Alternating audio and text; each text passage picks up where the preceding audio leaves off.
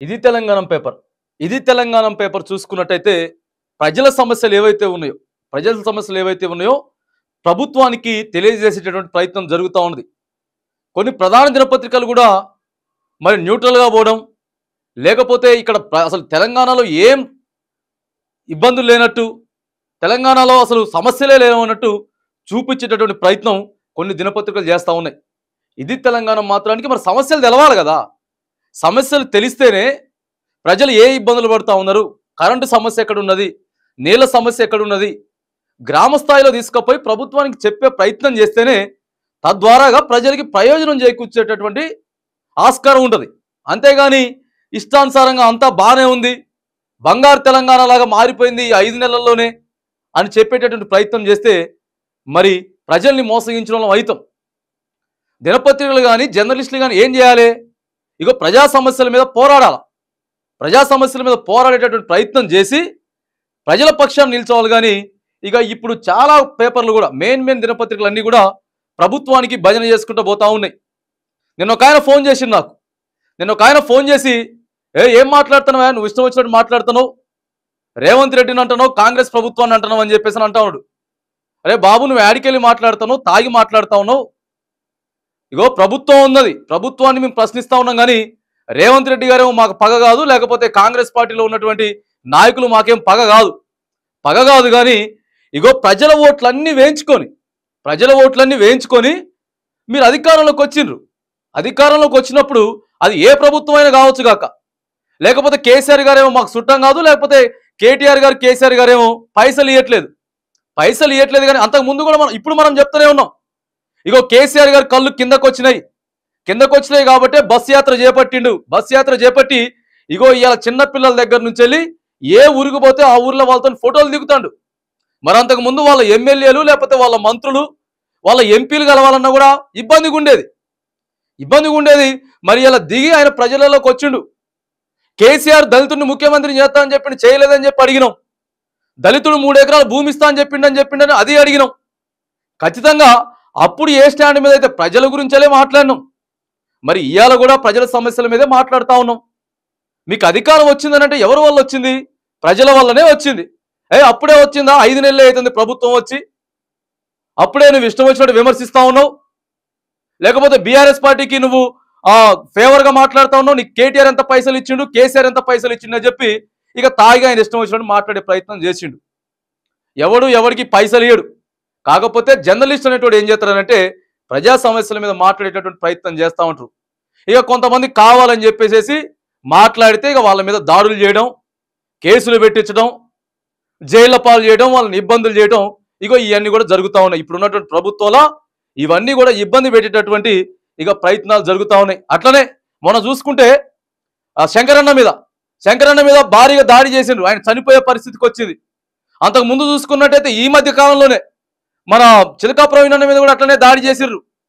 ఎవరు ప్రశ్నిస్తే ఇక వాళ్ళ మీద దాడులు చేయడం, కేసులు పెట్టడం, ఇష్టం వచ్చినట్టు ప్రయత్నం చేస్తారు. ఆడేమో మన ఆకుల శ్రీనివాస్ అన్న, ఆయన మాట్లాడితే ఆయన మీద కేసులు పెట్టి ఛానళ్ళు బంద్ చేయాలి,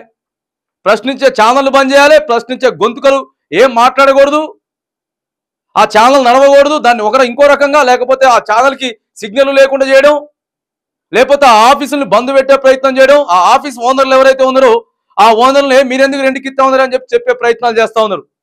మరి గత ప్రభుత్వంలో ఎప్పుడు జరగలే కదా, గత ప్రభుత్వంలో ఇగో ఇలాంటి ఎప్పుడు జరగలేదు. మరి అంత దాడులు కానీ, లేకపోతే కేసులు పెట్టడం కానీ ఇలాంటివి మనం ఎప్పుడు చూడలే. ఇగో ఇప్పుడు మాత్రానికి ఇబ్బంది పెట్టే ప్రయత్నాలు చేస్తూ ఉన్నారు. బరాబర్ ప్రభుత్వాన్ని ప్రశ్నించి తీరుతాం, ప్రభుత్వాన్ని బాజాప్తా బరాబర్ ప్రశ్నిస్తాం, ప్రజల పక్షాన్ని నిలబడతాం. ఇక్కడ దాకా వచ్చి ఇగో ఈడ నిల్చొని ప్రభుత్వాన్ని ప్రశ్నిస్తున్నామనంటే కేసులకు భయపడతామా, లేకపోతే దాడులకు భయపడతామా? అవేమి భయపడడానికి లేదు. ఖచ్చితంగా కూడా బరాబర్ ప్రశ్నిస్తాం. ఇగో 3.5 నుంచి 4 కోట్ల తెలంగాణ ప్రజానీకం ఎవరైతే ఉన్నారో వాళ్ళందరి కోసం బాజాప్తా కొట్లాడతాం. ఈ వేదికగా ప్రశ్నించే ప్రయత్నం చేస్తాం. సమస్యలు ఉన్నాయని చెప్తాం. సమస్యలు ఉన్నాయని చెప్పబట్టే కదా ఈ 4 నెలల నుంచి సమస్యలు ఉన్నాయి. మీరు ఫ్రీ బస్ తీసుకొచ్చిర్రు కానీ మరి ఆటో డ్రైవర్లను ఆదుకుంటలేరు అని చెప్పే ప్రయత్నం చేస్తే ఆడొక మంత్రి ఇగో ఖచ్చితంగా మేము 12,000 రూపాయలు ఇచ్చే ప్రయత్నం చేస్తామని చెప్పిండు. బస్సులు ఫ్రీ బస్సు పెట్టిండ్రు కానీ బస్సులను పెంచలేదు, కండక్టర్లను పెంచలేదు, డ్రైవర్లను పెంచలేదు. వాళ్ళు ఇబ్బంది పడతా ఉన్నారని చెప్తేనే కదా ఇగో ఇవాళ వాళ్ళకి జీతాలు పెంచిర్రు, కండక్టర్కి డ్రైవర్లకి జీతాలు పెంచిర్రు. నీళ్ళ సమస్య ఉన్నది, కరెంటు సమస్య ఉన్నదంటేనే కదా మంత్రులు మొత్తం మీటింగ్ పెట్టి అప్రమత్తం చేసి ఇగో కరెంటు సమస్య ఉన్నదట, నీళ్ళ సమస్య ఉన్నాయట, ఇగో ఇచ్చేటటువంటి ప్రయత్నం చేయమని చెప్తా ఉన్నారు. రైతు బంధు మీరు 5 ఎకరాలకి పైసలు ఇచ్చినా కూడా ఇంతవరకు రైతు బంధు పైసలు పడట్లేదు. రైతు బంధు పైసలు చాలా మందికి పడలేదు, అకౌంట్లు మొత్తం జీరోలు చూపెడతా ఉన్నాయని చెప్తే ఇగో మళ్ళీ మేము 9వ తారీఖు వరకు బరాబర్ వేస్తామని చెప్పి మరి ముఖ్యమంత్రి గారు చెప్తా ఉన్నాడు. నువ్వు డిసెంబర్ 9వ తారీఖు అధికారంలోకి వస్తే 2 లక్షల రూపాయలు రుణమాఫీ చేస్తామని చెప్పినావు, మరి చేయట్లేదు. రైతులు ఇగో బ్యాంకోలు పోయి ఇబ్బంది పెడతా ఉన్నారు, బ్యాంకోలు పోయి ఇబ్బంది పెడతా ఉన్నారంటే ఇగో అప్పుడు ఆయన ఆగస్టు 15వ తారీఖున రైతులకి ఏకకాలంలో రుణమాఫీ చేస్తా, లేకపోతే నా ముఖ్యమంత్రి పదవికే రాజీనామా చెప్తాడు. మరి ఇవన్నీ ఎట్లా సాధ్యమవుతా ఉన్నాయి? ఇవన్నీ ఎట్లా సాధ్యమవుతా ఉన్నాయి? ఇగో బ్యాంకోలకు నువ్వు ఆర్డర్లు బ్యాంకోలను రైతులకు పోనీయొద్దని చెప్పానంటే ఇగో అప్పుడు ఆయన పోయి బ్యాంకర్లకు చెప్పిండు, బ్యాంకోలు మీరు పోకండే, నేను ఆగస్టు 15వ తారీఖు వరకు మీకు పైసలు కడతాను. ఇవన్నీ కేవలం ప్రశ్నించే గొంతుకుల వల్లే సాధ్యమవుతా ఉన్నది, ప్రశ్నించే గొంతుకుల వల్లే సాధ్యమవుతుంది. కానీ ఇగో అంతా బాగానే ఉంది. ఇప్పుడు ఉన్నటువంటి ప్రభుత్వం కూడా మొత్తం ఇక ఎటువంటి సమస్యలు లేకుండా బంగారు తెలంగాణ దిశగా తీసుకుపోతుందని చెప్తే ఎక్కడ సమస్యలు అక్కడే ఉంటాయి, ఎక్కడ గొంగలు అక్కడే ఉంటుంది. మరి మీరే ఇప్పుడు ప్రభుత్వాన్ని పరిపాలించేటోళ్ళే వచ్చేటటువంటి ఆర్థిక ఆదాయం ఎంత వస్తుంది, మనకి రెవెన్యూ ఎంత వస్తూ ఉంది, మనం ఎంత ఖర్చు పెట్టాలి, మన పథకాల ద్వారాగా మనం ఇచ్చిన గ్యారంటీల ద్వారాగా మరి ఎన్ని పైసలు అయితే తెలిసి వాళ్ళకి తెలిసి కూడా మరి అంత పెద్ద పెద్ద హామీలు ఇచ్చిర్రు. హామీలు ఇస్తేనే కదా ఇవాళ అధికారంలోకి వచ్చింది వాళ్ళు. మరి అధికారంలోకి ఎందుకు వచ్చిండ్రు?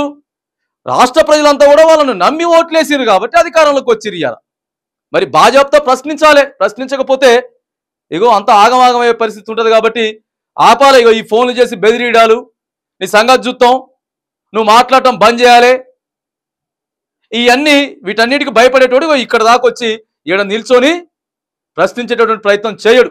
కేసులకు భయపడేటోడో లేకపోతే ఇంకోటి కాదు. ఈడ ఖచ్చితంగా ప్రజల స్టాండ్ మీదే ప్రజల పక్షాన్ని నిలబడతాం. ప్రభుత్వాన్ని ఏ ప్రభుత్వం అయినా అవ్వచ్చుగాక, ఏ పార్టీ అయినా అవ్వచ్చుగాక, ఖచ్చితంగా మన ఓట్లు మనం వేసినామండి, ఓట్లు వేసినాం కాబట్టి ప్రశ్నించే బాధ్యత మనకు ఉంటుంది. అందుకే మళ్ళీ చెప్తా ఉన్నాం, అందరికీ కూడా చెప్తా ఉన్నాం, దయచేసి మీరు ఓటు వేయకుండా ఉండకండి. రాష్ట్ర ప్రజలంతా మీ ఓటు హక్కును వినియోగించుకోండి. ఎవరికో ఒకరికి వేసేసేయండి ఓటు, ఒకళ్ళు నచ్చకపోతే నోటాకు ఓటేయండి. అంతేగాని ఓటు వేస్తేనే మనం ప్రశ్నించడానికి బాధ్యత ఉంటుంది. కానీ మేము దాడులు చేస్తాం, ఇబ్బందులు పెడతాం ఇవన్నీ అంటే ఇగో అంతకు రెట్టింపు అవుతుంది.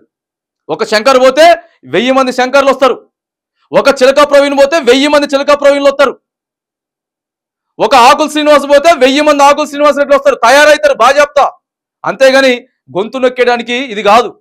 తెలంగాణ రాష్ట్ర ప్రజలంతా కూడా ఏకమయ్యి ఇగో 14 ఏళ్ళు సుదీర్ఘ పోరాటం చేసి ఉద్యమకారుడిగా తయారై ఇవాళ తెలంగాణ రాష్ట్రాన్ని సాధించుకున్నారు.